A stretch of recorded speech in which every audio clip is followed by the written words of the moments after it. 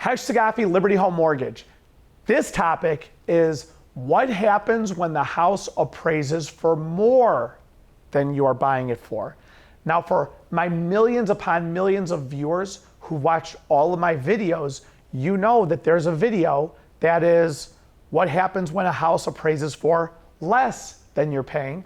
This video is what happens when it appraises for more than you're buying the house for, okay? Using the similar examples I used in another video that you gotta watch, let's just say you're buying a house for $100,000. And let's just say I'm going with a VA loan, okay? Purchase price is $100,000. If it's VA and I'm going no money down, I'm gonna give a loan of $100,000. Well, let's just say it appraises at 110. I'm buying it for 100, it appraises at 110. Here's what we can do. I'm gonna give you a loan of $100,000 because the value of the home is the lesser of the purchase price or appraised value, okay? So if you're buying it for 100 and it appraises at 110, I will give you a loan of 100, okay?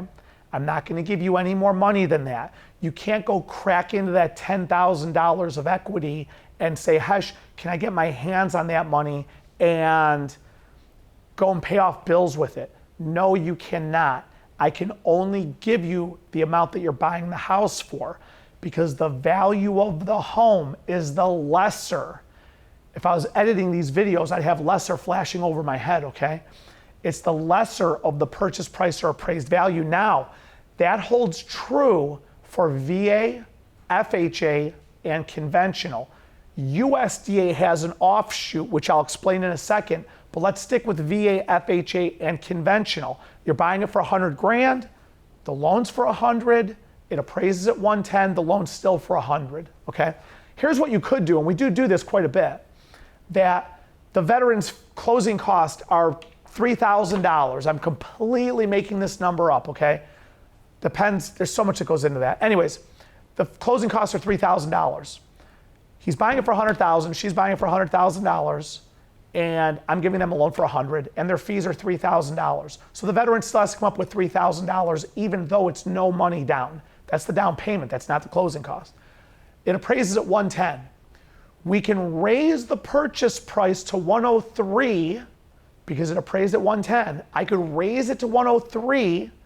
The seller has to agree to take $3,000 out of their proceeds and credit it back to me, the veteran, towards my closing cost. So now my loan, the veteran's loan, is 103. So now I'm buying the house for 103 because you have to amend the purchase price. You have to change it to 103. I'm now buying it for 103, but before the seller gets 103, we take 3,000 out and give what's left to the seller, thereby the seller gets 100. That's how we can work it, and we do that quite a bit. Not all the time, not 9 out of 10 times, but we'll do that a lot when you're dealing with first-time home buyers, people with very limited funds, because naturally nobody wants to get into their first house and they have no money in the bank. That's never a good situation.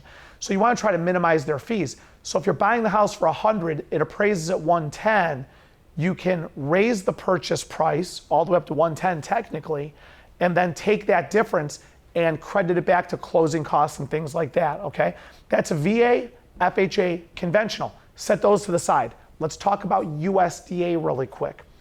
USDA actually allows me to roll the closing cost on top of the loan as long as it appraised enough to cover it. So if you're buying the house for $100,000 and it appraises at 110 and the closing costs are $3,000, the lender, I can take the $3,000, roll it on top of the $100,000, give the buyer a loan of $103, that $3,000 gets credited towards their closing costs, prepaids, points, things like that, and the seller gets their $100,000.